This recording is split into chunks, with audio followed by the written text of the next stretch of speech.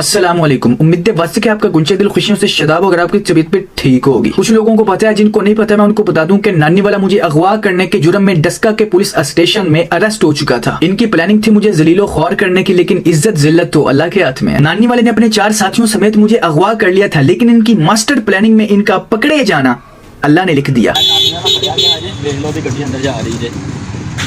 बदला ब्रदर ਨੂੰ ਕਿਡਨੈਪ ਕਰਕੇ ਲੈ ਗਏ ਸਨ। ਮੈਂ ਵੀ ਨਾਲ ਸਾਂ। ਮੈਨੂੰ ਮੂੰਹ ਦੇ ਬੰਦੂਕ ਮਾਰੀ ਨੇ ਪੁੱਠੇ ਹੱਥੀ। ਅੰਦਰ ਜਾ ਰਹੇ ਨੇ, ਹੁਣ ਪੂਰੀ ਕਾਨੂੰਨੀ ਕਾਰਵਾਈ ਹੋਏਗੀ ਤੇ ਜਿਹੜੀ ਬਦਮਾਸ਼ੀ ਹੈ ਨਾ ਇਹਨਾਂ ਦੀ ਕੱਢ ਦਿੰਦੇ ਹੁਣ। ਉਹ ਗਈ ਉਹਦੀ ਗੱਡੀ।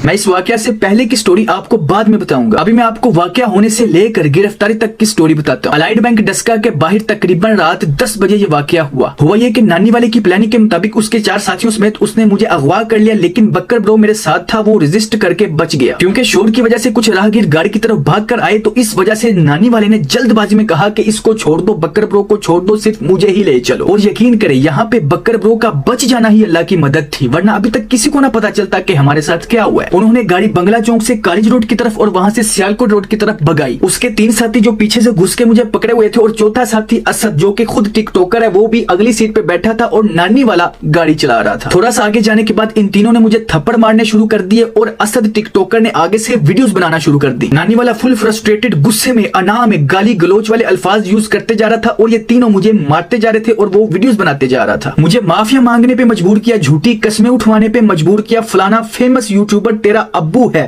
ये भी कहने पे मजबूर किया। थोड़ा सा आगे जाने के बाद नानी वाले ने उसी फेमस यूट्यूबर को कॉल किया। आप समझ गए वो कौन है, मैं उसका नाम नहीं लूंगा। मोबाइल स्पीकर पे करके मुझे माफिया मांगने पे मजबूर किया। मैंने डरती हुई, लड़खड़ाती हुई, कांपती हुई आवाज के साथ उस फेमस यूट्यूबर से माफी मांगी, मगर उस फेमस यूट्यूबर ने कहा कि नहीं, इसको छोड़ना नहीं जब तक ये वीडियोस न डिलीट करे। कौन सी वीडियोस आपको पता चल गया। इसी दौरान उन्होंने फिर मेरा मोबाइल छीनकर उसके ऊपर अंगूठा लगवा के मोबाइल को ऑन किया। नानी वाले और मेरे दरमियान जो चैट हुई थी उस सब को डिलीट कर दिया। फिर उन्होंने कहा कि अपना चैनल लॉग इन कर और वो सब वीडियोस डिलीट करो जो तुमने हम दोनों के ऊपर बनाई है। मैंने बहुत मार खाई, लेकिन चैनल लॉगिन नहीं किया। लेकिन जैसा कि मैं आपको बता चुका हूं कि अल्लाह की मदद वही थी जब बक्कर ब्रो इनके हाथ से निकल गया। अलाइड बैंक डस्का से थोड़ा सा आगे ही थाना है। जो लोग शोर की आवाज सुनकर इसकी तरफ भाग के आ रहे थे, उन्हीं में से एक का मोबाइल लेकर बक्कर ने 15 पे कॉल की और इस चश्मदीद गवाह की बाइक पर बैठ के अपनी बाइक ली और फिर अपने दोस्तों को इकट्ठा करके थाने पहुंच गए। इधर जब हम मोथरे की नहर के ऊपर से गुजर रहे थे, तो नानी वाले ने कहा कि इसे नहर में फेंक दो, लेकिन हुआ यह कि इसको एक कॉल आ गई। कॉल सुनने के बाद कहता है कि थाने में रिपोर्ट हो गई है, तेरे भरा ने रिपोर्ट कर दिया, अब दुश्मनियां बढ़ गई ने। तो इसी के फौरन बाद जो इनके पास 2 बंदूकें थी, इन्होंने एक बंदे को दे के वहीं रास्ते में ही कहीं उतार दिया। ये बार बार घुमा रहे थे, यू टर्न लेके ऐसे घुमा रहे थे, यानी कि मोतरे की नहर से 2 मरतबा गुजरे। क्योंकि रिपोर्ट हो चुकी थी, इसलिए ये मोटरवे पे नहीं थे चढ़ सकते, इन्होंने फौरन पकड़े जाना था। और वैसे भी ये मोटरवे पे नहीं थे चढ़ सकते, क्योंकि वहां गाड़ी थोड़ी देर रुकती है टोल टैक्स के ऊपर, और वहां पे मैंने शोर मचा देना था और इन्होंने पकड़े जाना था।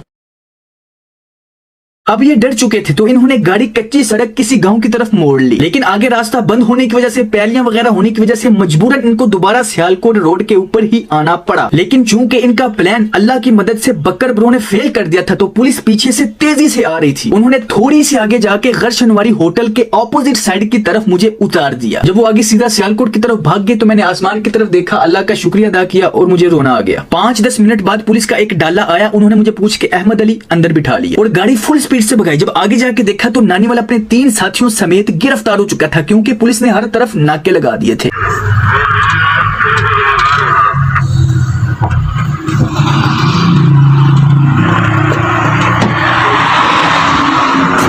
भाई ये पुलिस की इंसल्ट है कि उनके ही शहर में, उनके ही थाने के करीब से कोई बंदा उठा के ले जाए।